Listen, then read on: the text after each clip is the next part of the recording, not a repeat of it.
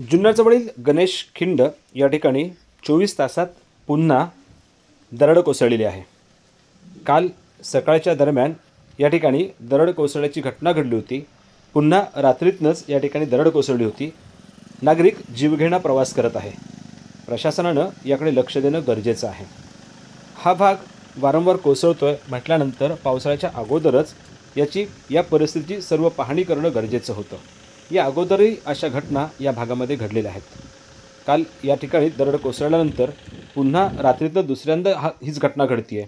प्रशासनानं या अगोदर याची काळजी घेणं गरजेचं होतं.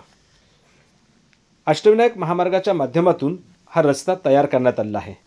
मात्र या रस्त्यावरच्या आजूबाजूचा परिसर आणि यावरचं असणारं नियंत्रण, याची घेतली जाणारी काळजी, कोणता भाग हा प्रवासासाठी धोकादायक आहे, या सगळ्या गोष्टीची काळजी घेणं संबंधित विभागानं गरजेचं आहे. धोकादायक ठिकाणी फलक देखील लावले पाहिजेत. वारंवार घडणाऱ्या घटना असून देखील जर याकडे दुर्लक्ष केलं जात असेल तर जाणीवपूर्वकच हे व्हावं असं वाटतं की काय, असंही वाटायला लागतं. यानंतर देखील प्रशासन यावर काळजी घेईल ही अपेक्षा. Bureau report, वार्ताविश्व.